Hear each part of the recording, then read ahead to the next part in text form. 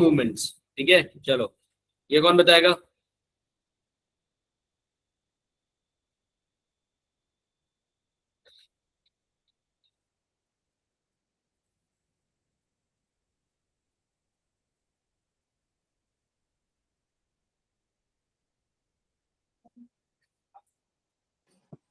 Sir वली पर्वत, option number B.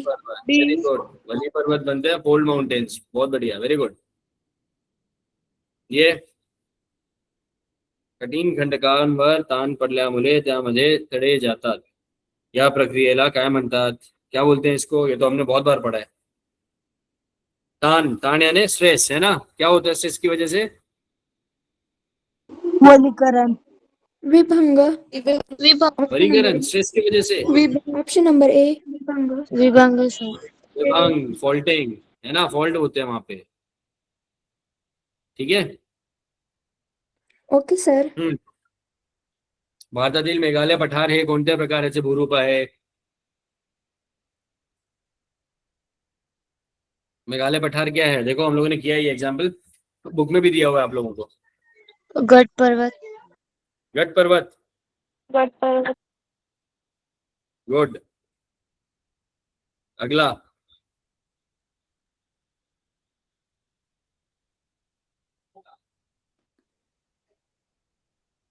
Option number D, नाभि focus.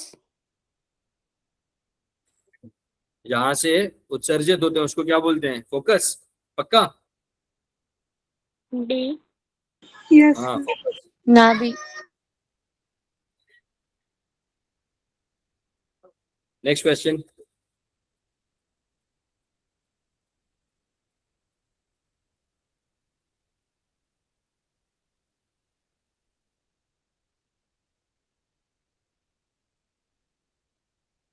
Option C.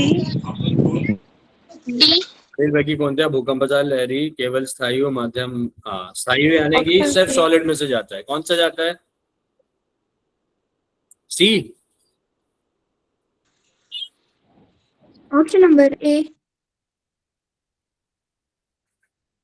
Option number A, L. No sir, option number B. Option number D. C है correct answer, secondary. ठीक है, तो ये प्राथमिक लहरी कहाँ कहाँ से जाती है? प्राथमिक लहरी जाती है सॉलिड से, लिक्विड से और गैसेस से, यानी द्रव्य से भी जाती है। उसके बाद में स्थायी यानी कि आपका जो सॉलिड्स होते हैं उससे भी निकलती है, राइट। लेकिन जो सेकेंडरी है उनमें से सिर्फ वो सिर्फ लिक्विड फॉर्म से ही पास हो पाती है।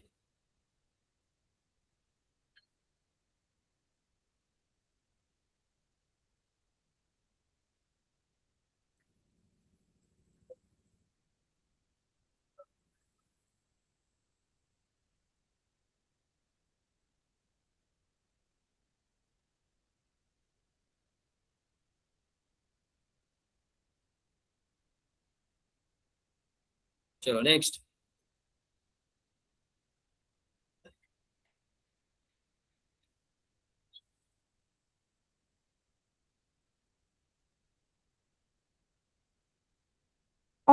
ऑप्शन नंबर बी, अभिकेंद्र। Option number B. अकेंद्र। केंद्र, सेंटर। गुड। चलो नेक्स्ट क्वेश्चन।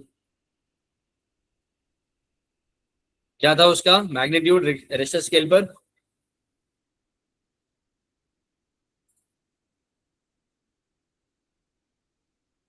6.9। 6.9, 6.6, 6.6। पक्का? ये 7.9? चलो देखो, 7.9 था। ठीक है, ये वाला बताओ।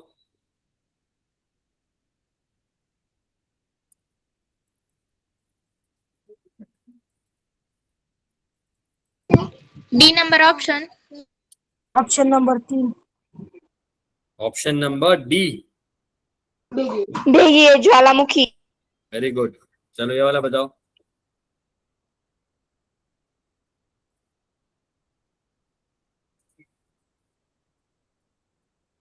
Option number C. सी। जागृत ज्वालामुखी, एक्टिव वोल्केनो, माउंट फुजियामा जागृत है। जागृत ज्वालामुखी। चलो, ये आपको एग्जांपल्स करवाए हैं मैंने, ये याद होने चाहिए, ठीक है। कौन सा एक्टिव है, कौन सा डोरमेंट है और कौन सा एक्सटिंक्ट है, ये आपको मालूम होना चाहिए। हाँ, क्या किस पे करते हैं ये? सेस्मोग्राफ। गुड।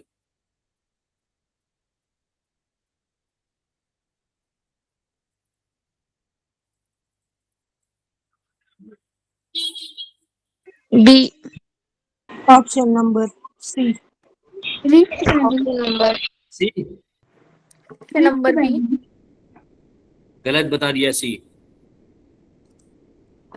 ठीक है, वहां पे लिख रहा है खाली खच, तो क्या बनेगा वहां पे? खचदर ही बनेगा ना। नीचे बैठ जाएगा तो क्या बनेगा वहां पे? रिफ्ट वैली सी बनेगी। चलिए वाला करो।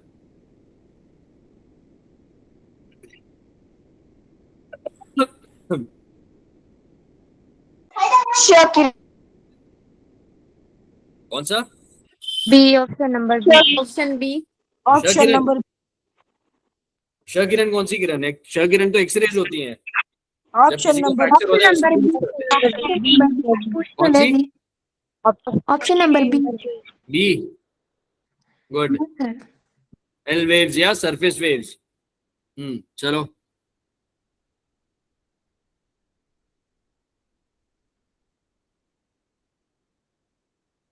जागृत ज्वालामुखी, ऑप्शन नंबर ए। जागृत है ये। बी, ठीक है, मृत ज्वालामुखी। मृत। जागृत है ये, एक्सटिंक्ट है ये। बी, मैंने आपको बताया भी था, माउंट किलिमंजारो के ऊपर अब आपको आइस कैप्ड होता है, उसके ऊपर स्नो दिखती है। ठीक है, बहुत टाइम से इसमें कोई भी एक्सप्लोजन नहीं हुआ है। चलो next.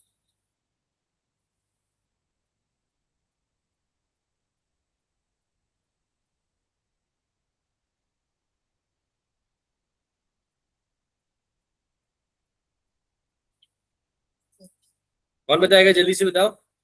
A, option A, option B. ए। चलो ये देखते हैं। गुड, चलो अगला, ये वाला बताओ जल्दी से।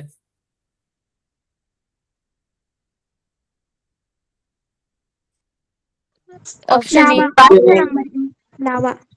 Option number A. Option number A. Lava,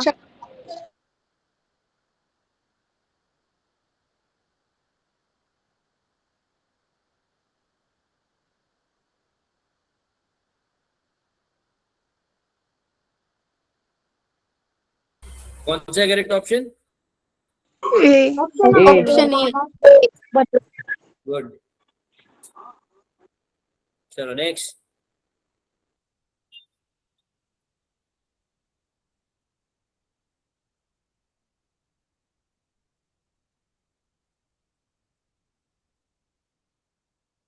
option number C. Option number B, option number C.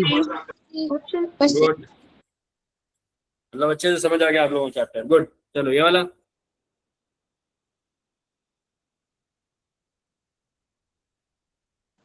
Option number D. Option number D, very good, mountain building. बहुत बढ़िया, ओरोजेनिक है ना। चलो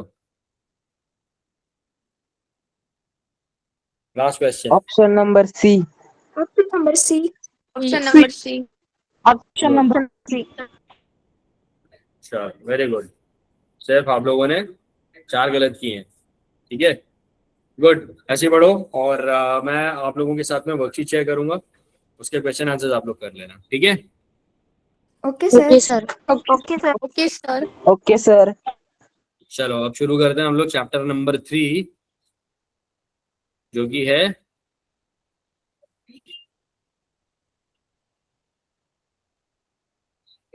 एक सेकंड खोल दूं मैं पहले। वायु प्रक्रिया के बारे में। वायु प्रक्रिया यानी एक्सोजेनिक फोर्सेस या प्रोसेसेस। ठीक है, एक सेकंड मैं शेयर करता हूं आपके साथ में आपका टेक्स्ट बुक।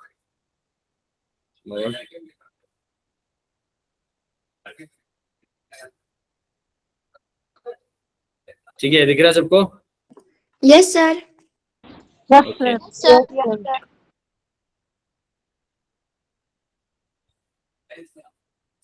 चलो, चैप्टर का नाम है बाह्य प्रक्रिया। अब इससे पहले वाले चैप्टर में हमने क्या देखा था? हमने देखा था जो आंतरिक हलचल होती है, ठीक है, जो इंटरनल फोर्सेस काम करती हैं, जिसकी वजह से क्या होता है, जिसकी वजह से बड़े बड़े जो भूपट्ट हैं वो मूव होते हैं, वो आपस में टकराते हैं, जिसकी वजह से अलग अलग तरह के पहाड़ बनते हैं। या तो दो भूपट्ट आपस में टकराएंगे, जिसको दाब बोलते हैं, उससे क्या बनते हैं? वली पर्वत यानी फोल्ड माउंटेन्स। जब ये एक दूसरे से टेंशन की वजह से या तान की वजह से एक दूसरे से दूर हट जाते हैं, तब क्या बनेगा वहां पे? वहां पे जमीन जो है वो नीचे बैठ जाएगी, उसको बोलते हैं खजदरी यानी फॉल्ट्स। और वहां पर क्या बनते हैं? गट पर्वत यानी कि ब्लॉक माउंटेन्स। ठीक है, ये सब चीजें कहाँ पर हो रही हैं? ये सब चीजें पृथ्वी के अंतर अंतर भाग में हो रही है, यानी पृथ्वी के अंदर हो रही है। पृथ्वी की सरफेस पे कुछ भी नहीं हो रहा है ना। तो पृथ्वी, अगर ये हमारी पृथ्वी है तो इसके अंदर सब कुछ हो रहा है, बाहर अभी कुछ भी नहीं है। ठीक है, इसकी वजह से ही ये सारी चीजें जो हम लोगों ने पढ़ा, फोल्ड माउंटेन या ब्लॉक माउंटेन, गट पर्वत, वली पर्वत, ये सब चीजें किसकी वजह से बन रही है? अंदर जो एनर्जी है उसकी वजह से।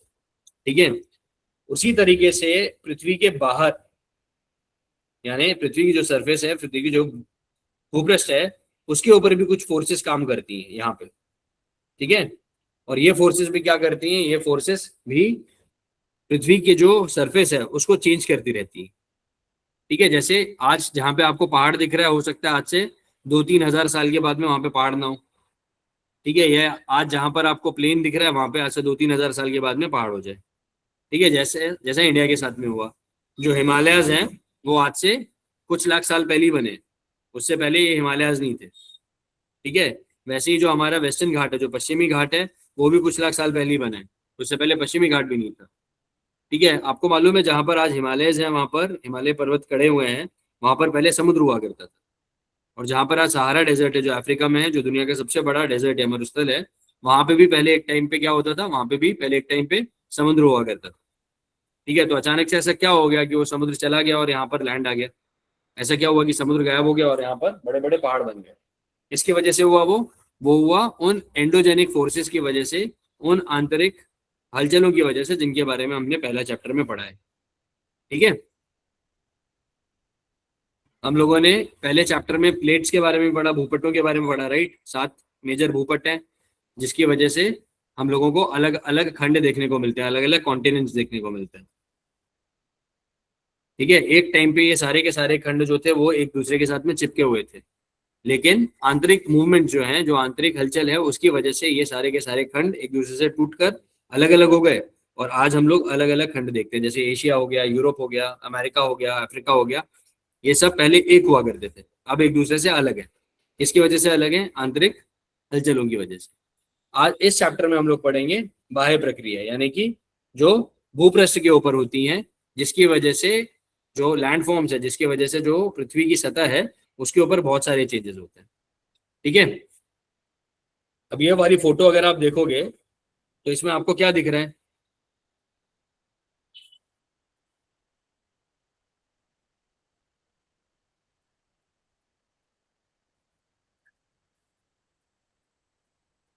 क्या दिख रहा है आप लोगों को उस फोटो में? बड़ी सी चट्टान है ना? क्या हो गया लेकिन उस चट्टान को? चट्टान टूट रही है, Yes, टूट sir. रही है कि नहीं? क्यों टूट रही है वो? Yes, sir. Yes, sir, ma'am.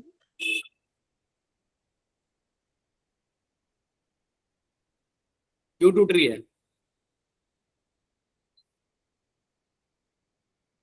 कोई बता सकता है क्यों टूट रही होगी वो? अंतर्गत हालचाली की वजह से।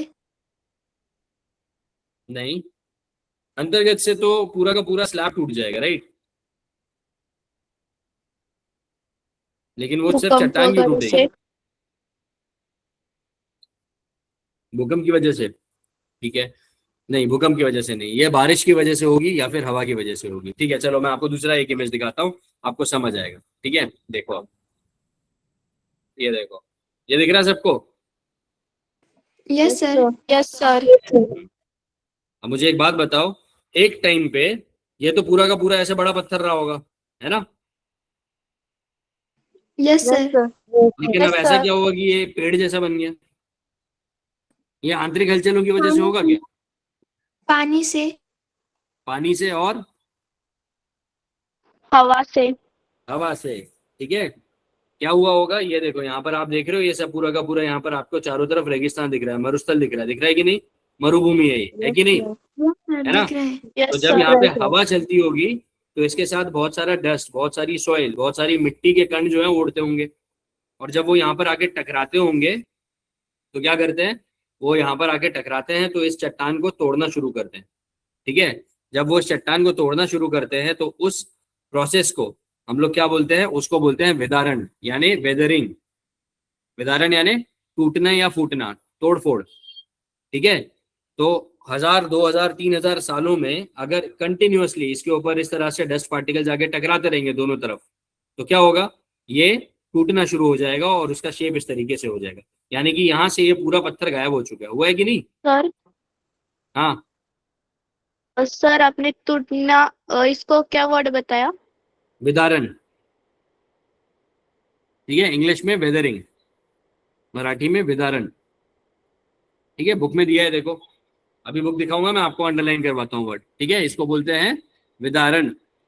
विदारण यानी टूट जाना, मतलब ज्योग्राफी में इसको टूटना बोलते हैं, वेदरिंग का प्रोसेस होता है ये, ठीक है।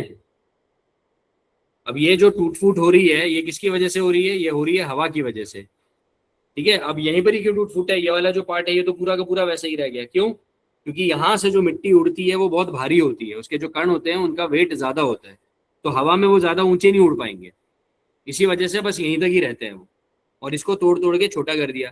थोड़े सालों बाद ये और कम हो जाएगा, यहाँ तक आ जाएगा, और उसके बाद में सिर्फ ये वाला हिस्सा रह जाएगा, ये नीचे गिर जाएगा और पूरा पत्थर नीचे से गायब हो जाएगा, ठीक है। ये जो प्रोसेस है, ये जो प्रक्रिया है, इसको क्या बोलते हैं, विदारण। क्या बोलते हैं इसको, विदारण। ठीक है। हाँ, ये विदारण अलग अलग टाइप का होता है, कैसे होता है ये इसके बारे में इस चैप्टर में हम लोग पढ़ेंगे, ठीक है। अब यही जो विदारण है ये कहाँ पर हो रहा है, जो आपकी टेक्स्ट बुक में पहला वाला फोटो दिया हुआ है, ये है विदारण, ठीक है। अब जो आपकी टेक्स्ट बुक में फोटो दिया हुआ है, अगर आप उसको देखो तो जो पहली वाली इमेज है ये वाली, इसके अंदर आप देख रहे हो तो यहाँ पर क्या दिख रहा है आपको, यहाँ पर पत्थर की जो सतह है वो टूटती हुई नजर आ रही है, ठीक है। अब ये किसकी वजह से होता होगा, ये या तो हवा की वजह से होता है या तो पानी की वजह से होता है, और जहाँ पे बर्फ पड़ती है वहां पे बर्फ की वजह से होता है, ठीक है। आपने एजेंट्स ऑफ इरोजन के बारे में पढ़ा है, सॉइल इरोजन मालूम है आपको क्या होता है।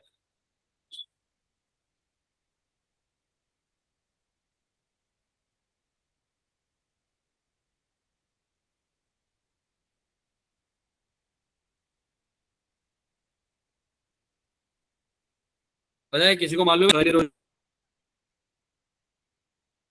इरोजन क्या होता है।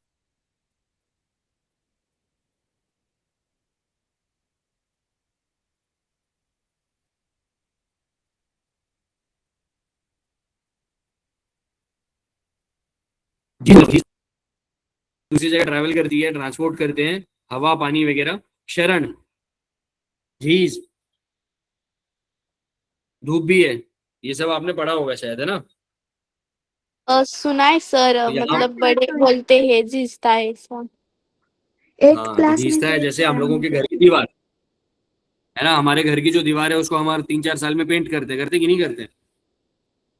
Yes yes. सर कर। Yes sir. पेंट क्यों करते हैं, सर। क्योंकि पेंट खराब हो जाता है, होता है 4-5 साल में पेंट खराब हो जाता है। तो वो जो पेंट है वो किसकी वजह से खराब हो रहा है, वो खराब हो रहा है धूप की वजह से, यानी जो आपका सन है उसकी वजह से, है ना, सोलर एनर्जी, या फिर बारिश की वजह से, या फिर जब बहुत ज्यादा हवा चलती है जिसके साथ बहुत सारा डस्ट उड़कर आता है उसकी वजह से। तो एक्चुअली में पेंट खराब क्यों हो रहा है, क्योंकि पेंट में इस तरह का विदारण हो रहा है, ठीक है, आया समझ में। Okay sir. ठीक है, तो विदारण, विदारण क्या है, ये एक बाह्य प्रक्रिया है, बाह्य प्रक्रिया यानी एक्सोजेनिक प्रोसेस है, जिसकी वजह से बड़े बड़े जो पत्थर हैं, बड़ी जो चट्टाने हैं वो तक टूट जाती हैं। और क्या होगा, थोड़े टाइम बाद ये पत्थर, जैसे मैंने आपको वो दिखाया था अभी मशरूम रॉक, तो थोड़े टाइम बाद क्या होगा, ये पत्थर गायब हो जाएगा, और यहाँ पर ये अगर एक पहाड़ होगा तो वो कट कट कर क्या हो जाएगा, वो कट कट कर एक प्लेन रीजन बन जाएगा, समतल मैदान बन जाएगा, ठीक है। तो ये जो प्रोसेस है एक्सोजेनिक, ये क्या कर रहा है, ये अर्थ की जो सरफेस है यानी पृथ्वी का जो भूपृष्ठ है उसको चेंज कर रहा है, अलग अलग जो लैंड फॉर्म है, अलग अलग जो जोग्राफिकल फीचर्स हैं उनको बदल रही है, ठीक है। और ये जो बाह्य प्रक्रिया है, इनके अंदर जो इम्पोर्टेंट कंट्रीब्यूटर्स हैं या जो फोर्सेस हैं जो बल काम करते हैं वो कौन कौन से हैं? सौर ऊर्जा, उसके बाद ग्रेविटेशनल फोर्स यानी गुरुत्वीय बल, और गतिजन्य ऊर्जा। ठीक है, गतिजन्य ऊर्जा यानी काइनेटिक एनर्जी, जो कि मूविंग ऑब्जेक्ट्स या जो ऑब्जेक्ट्स मोशन में होते हैं उनके साथ काम करती है। अब मोशन में कौन कौन से ऑब्जेक्ट है? मूविंग ऑब्जेक्ट्स क्या क्या यहाँ पर हो सकते हैं? यहाँ पर मूविंग है हवा, water, जो एक जगह से दूसरी जगह चल रही है, वेरी गुड। दूसरा है पानी, water, हाँ पानी यानी वाटर। ठीक है, उसके बाद में तीसरा क्या है? तीसरा है जहाँ पे बर्फ पड़ती है वहां पे बर्फ यानी स्नो, है ना। तो ये तीन गतिजन्य तीन ऐसे पदार्थ हैं जिनमें गतिजन्य ऊर्जा होती है, काइनेटिक एनर्जी होती है। ठीक है, तो क्या क्या चीज काम कर रही है यहाँ पे? सौर ऊर्जा, गुरुत्वीय बल और गतिजन्य ऊर्जा। ठीक है, अब छोटा सा एग्जांपल मैं आपको देता हूं, उससे इन चीजों को समझो। ठीक है, okay sir, देखो अब आप लोगों ने साइंस में फिजिक्स वगैरह भौतिक विज्ञान वगैरह पढ़ा होगा, तो मुझे एक बात बताओ, अगर ये एक बड़ा सा पत्थर का टुकड़ा है और इसमें एक क्रैक है इस तरीके से, ठीक है, दिन का टाइम है, सूरज चमक रहा है बहुत तेज, और कहीं से इसके अंदर पानी भर गया। ठीक है, इस क्रैक में पानी भर जाएगा। ठीक है, तो जब सूरज चमक रहा है तो जब धरती गर्म होगी, तो धरती जब गर्म होगी तो ये एक्सपैंड होगी या कॉन्ट्रैक्ट होगी? एक्सपेंशन और कॉन्ट्रैक्शन पता है? yes sir, जब आप किसी भी मेटल को या किसी भी धातु को गर्म करते हो तो वो क्या होता है? वो फैलता है ना, उसका वॉल्यूम बढ़ जाता है, फैलता है। yes sir, yes sir. और जब वो ठंडा हो जाता है तो क्या हो जाता है? वो कॉन्ट्रैक्ट कर जाता है, यानी सॉलिड में हो जाता है। संकुचित हो जाता है। होता है कि नहीं? yes sir, Yes, होता sir. है, दिन के टाइम पे ये पत्थर जिसके अंदर बहुत सारे मेटल है, इसके अंदर आयरन भी है, इसके अंदर कॉपर भी है, इसके अंदर एल्यूमिनियम भी है, बहुत सारे मेटल्स है। तो दिन के टाइम पे जब ये गर्म होगा तो ये एक्सपैंड करेगा, फैलेगा, या ये संकुचित होगा? expand, expand. ये एक्सपैंड करेगा, Expand. फैलेगा। जब ये फैलेगा तो इसके अंदर ये पानी भर जाएगा, ज्यादा जगह पे भरेगा। yes sir, भरेगा, Yes, sir. ठीक है, अब जब ये दिन की रात होगी तो पानी भी ठंडा होगा yes sir, Yes, और ये sir. लैंड भी ठंडा होगा। तो जब पानी ठंडा होता है तो पानी क्या होता है? पानी जब ठंडा होता है तो वो बर्फ बनता है, और बर्फ बन के वो एक्सपैंड करता है कि नहीं? Yes, yes, sir. करेगा। तो पानी जब ठंडा होगा तो वो एक्सपैंड करने की कोशिश करेगा, लेकिन जब लैंड ठंडा होगा, जब जमीन ठंडी होगी, तो वो क्या होगी? वो संकुचित होने की कोशिश करेगी, वो कॉन्ट्रैक्ट होने की कोशिश करेगी। करेगी कि नहीं करेगी? Yes, sir. yes sir, करेगी, यानी दोनों अलग काम कर रहे हैं, एक अंदर की तरफ संकुचित होना चाहता है, दूसरा उसको बाहर की तरफ ढकेलना चाहता है। ठीक है, तो यहाँ पर क्या होगा? यहाँ पर और ज्यादा टूट फूट शुरू हो जाएगी, होगी, यानी एक क्रैक क्या होगा? ये और बड़ा हो जाएगा, होगा। yes sir, होगा, अब ऐसा हर दिन होता रहेगा, हर दिन होता रहेगा तो क्या होगा? एक क्रैक बहुत बड़ा होता जाएगा। वही क्रैक्स आपको यहाँ पर दिख रहे हैं, आए समझ? yes sir, ठीक है, Yes, sir. थोड़े दिनों बाद क्या होगा? थोड़े दिनों बाद यहाँ से पत्थर के टुकड़े टूटना शुरू हो जाएंगे, और जब वो टुकड़े टूटेंगे तो वो कहाँ गिरेंगे? वो गुरुत्वीय बल की वजह से जमीन पर उसी जगह पर गिर जाएंगे। गिरेंगे कि नहीं? इसको बोलते yes हैं sir, मास गिरेंगे, वेस्टिंग। ठीक है, भूगोल में इसको बोला जाता है मास वेस्टिंग। आगे बढ़ेंगे हम लोग, इसको मास वेस्टिंग का क्या मतलब होता है देखेंगे हम लोग। ठीक है, अब जब पत्थर के टुकड़े टूट रहे हैं और वो उसी जगह पर गिर रहे हैं, तो जब वो नीचे गिरना शुरू करेंगे तो उनके अंदर काइनेटिक एनर्जी या गतिजन्य ऊर्जा आएगी कि नहीं आएगी? इतनी हाइट से गिर रहे हैं तो। yes sir, और जब आएगी, वो नीचे जाके किसी और पत्थर से टकराएंगे तो क्या करेंगे? उस पत्थर को तोड़ेंगे कि नहीं तोड़ेंगे? तोड़ेंगे, तोड़ेंगे, ये sir. क्या है? ये है विदारण। आए समझ में? इसको बोलते हैं विदारण या वेदरिंग। ठीक है, तो यहाँ पर तीन तरह के जो आपके एनर्जीज हैं, तीन तरह के जो बल हैं वो काम कर रहे हैं। कौन कौन से? सौर ऊर्जा, गुरुत्वीय बल और गतिजन्य ऊर्जा। ठीक है, और ये जो गतिजन्य ऊर्जा है ये किसकी वजह से आ रही है? ये या तो ये मूविंग वाटर की वजह से आ रही है, मूविंग पानी की वजह से, या फिर जैसे बारिश का पानी होता है, या फिर मूविंग एयर की वजह से, जैसे हम विंड बोलते हैं, हवा बोलते हैं, या फिर जहाँ पे बर्फ पड़ती है वहां पे बर्फ की वजह से। ये सबको समझ आ गया? Yes sir. Yes sir. Yes sir. इसको बोलते हैं विदारण। इसको प्लीज अंडरलाइन कर लो आप लोग अपनी बुक में। इसको विदारण बोला जाता है या वेदरिंग बोला जाता है।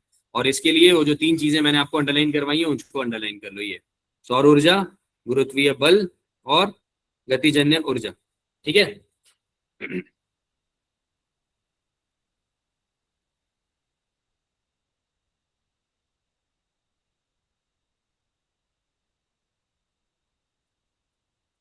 कर लिया अंडरलाइन? Yes sir.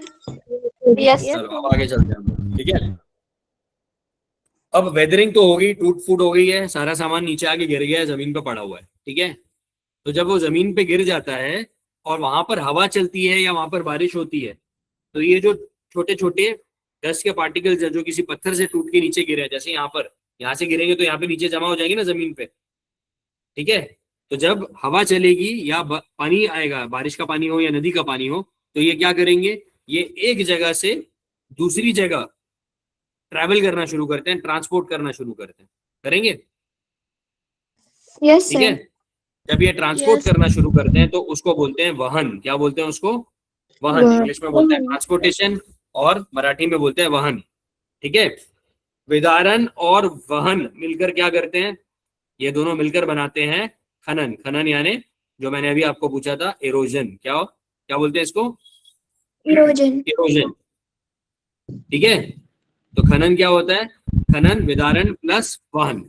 सबसे पहले टूटेगा फूटेगा चीज और ग्रेविटी यानी कि गुरुत्वीय बल की वजह से उसी जगह पर गिर जाएगा, और उसके बाद में बारिश का पानी या आइस या स्नो या फिर हवा, इसके साथ एक जगह से दूसरी जगह ट्रांसपोर्ट होगा, यानी वहन होगा उसका।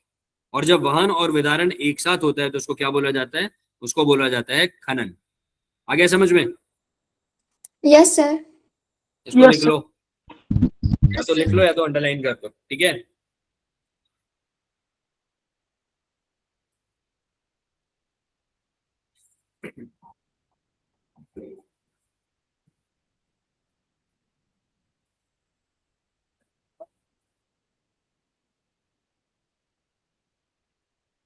समझ आया ये? Yes sir. ठीक है। Yes sir. अब देखो यहाँ पर बहुत सारी चीजें दी हैं, ये आगे देखते हैं हम लोग। पहले एक चीज समझ लो आप लोग, ठीक है। अभी हमने देखा कि विदारण और वहन क्या होता है, ठीक है। अब जब विदारण और वहन की वजह से खनन हो रहा है, इरोजन हो रहा है, तो एक जगह से दूसरी जगह जो टूटा हुआ पत्थर के डेबरी है, जो उसका जो रेसिडुअल वेस्ट है, यानी उसके जो अपशिष्ट पदार्थ हैं, ठीक है, वो जब एक जगह से दूसरी जगह पे ट्रैवल कर रहे हैं तो कहीं ना कहीं जाकर तो सेटल होंगे। ऐसा तो नहीं है कि वो पूरा टाइम आसमान में घूमते रहेंगे या पानी में बहते रहेंगे, कहीं ना कहीं तो जाके सेटल होंगे, होंगे कि नहीं?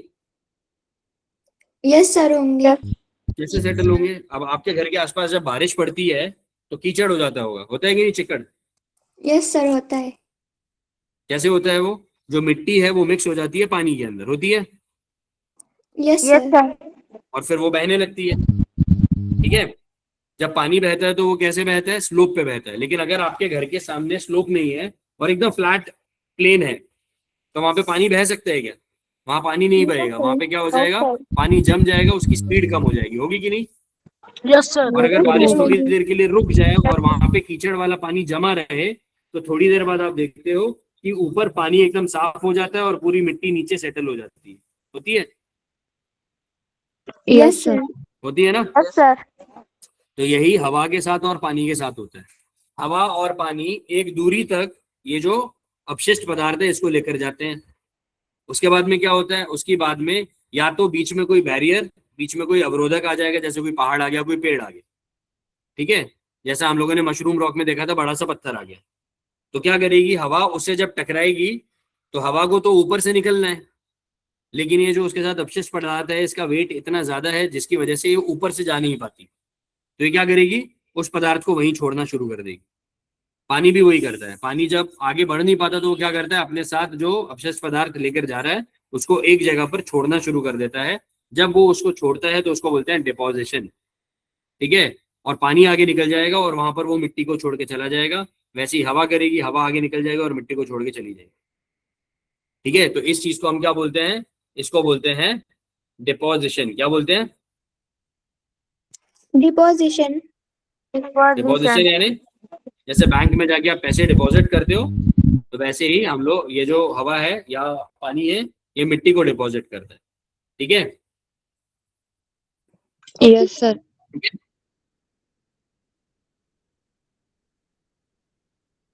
इसको मराठी में बोलते हैं, डिपॉजिट्स को हम लोग मराठी में बोलते हैं, एक सेकेंड ना, एक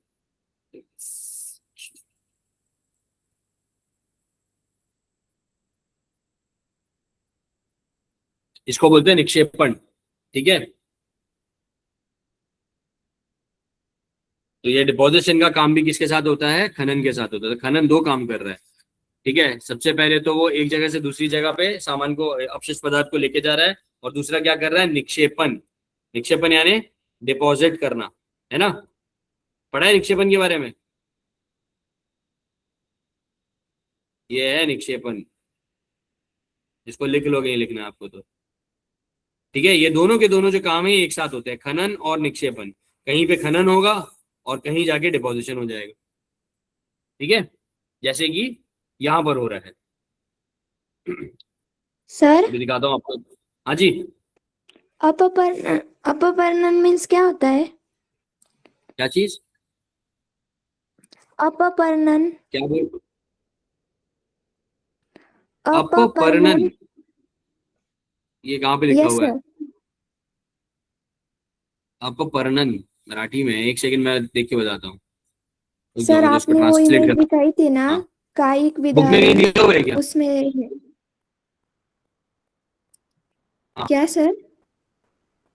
अच्छा अच्छा अच्छा, हाँ वो इमेज के अंदर ना, अपपर्णन, यहाँ ये डिसइंटीग्रेशन या अपपर्णन यानी एक्सफोलिएशन बेसिकली। एक्सफोलिएशन यानी मैं बताता हूँ आपको क्या होता है। ठीक है, गुड, आपने ये चीज रेज की, वेरी गुड। ऐसे पूछ लिया करो आप लोग मुझसे, ठीक है? यहाँ पर लिखा हुआ है अपपर्णन। ठीक है, अपपर्णन का एग्जाम्पल अच्छा, आप लोग फेस वॉश यूज करते हो? Yes sir. Yes sir. Scrub वगैरह यूज करते हो? Scrub, no sir. Face wash वगैरह जो यूज करते हो, तो उसके अंदर जो नए वाले फेस वॉश आ रहे हैं ना, तो उसके अंदर आप देखते हो छोटे छोटे छोटे छोटे कुछ सॉलिड पार्टिकल्स होते हैं, है ना? स्क्रब बोलते हैं उसको, है ना? यस तो सर।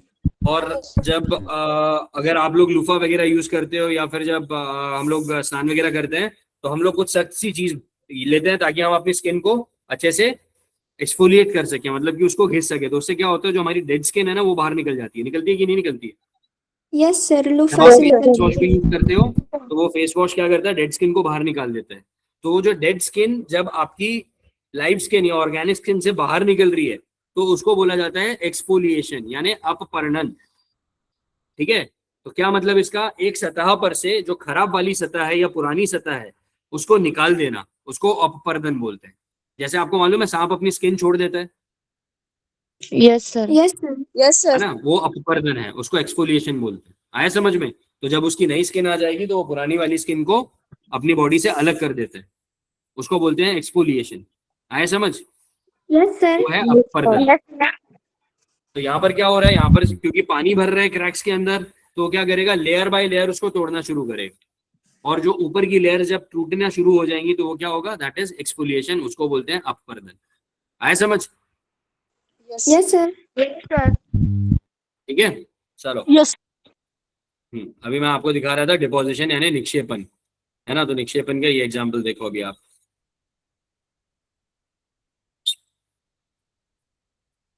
एक सेकेंड ना,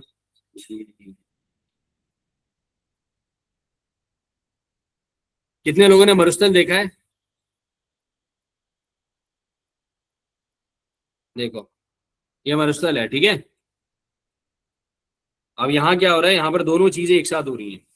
आपको जो ये वाला पार्ट दिख रहा है, यहाँ से हवा चली होगी ऊपर की तरफ, है ना? यस और सर। उसने, हवा ने अपने साथ पूरा का पूरा रेत उड़ा दिया। लेकिन आगे जाकर यहाँ पर वो रेत बहुत ज्यादा भारी हो गया, तो उसने क्या किया? यहाँ पे जाके उसका निक्षेपण कर दिया। आए समझ? Yes sir.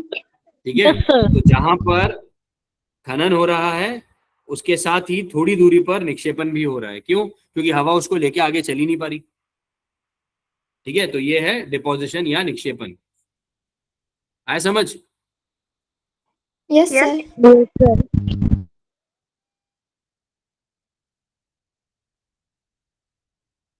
ठीक है, इसके बाद अब जो नेक्स्ट पार्ट है वो है अलग अलग टाइप के जो वेदरिंग दिए हुए हैं, अलग अलग टाइप के जो विदारण दिए हुए हैं।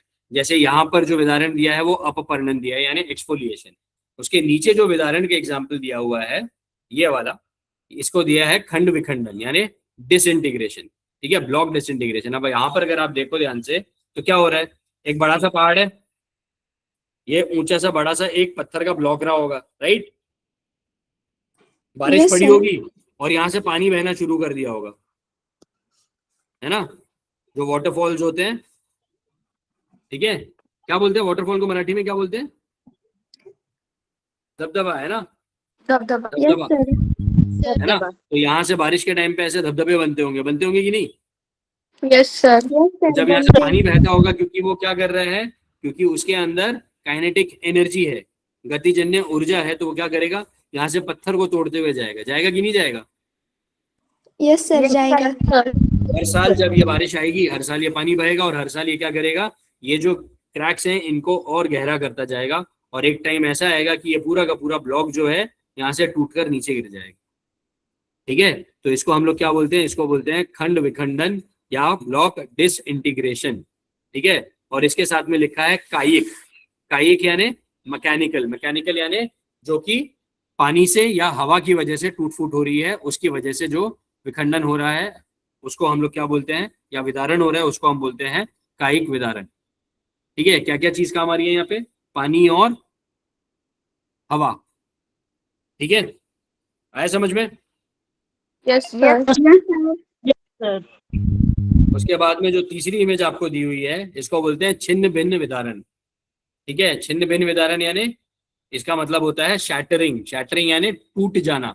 जैसे जब आपके हाथ से कांच का ग्लास छूटेगा तो नीचे जाके क्या करेगा, वो छिन्न भिन्न हो जाएगा, होगा कि नहीं? Yes, sir. तो उसको बोलते हैं शैटरिंग, है ना। तो ये जब नीचे गिरेगा तो ये पत्थर कहाँ से आया होगा, ये हाइट से आया होगा, ये जो ब्लॉक यहाँ पर टूटा है उससे नीचे आके जब ये गिरा तो ये छोटे छोटे पार्ट्स में टूट गया, छिन्न भिन्न हो गया। ये भी क्या है, ये मैकेनिकल है। क्यों? क्योंकि इसके अंदर भी काइनेटिक एनर्जी थी। आ गया समझ में? Yes, sir.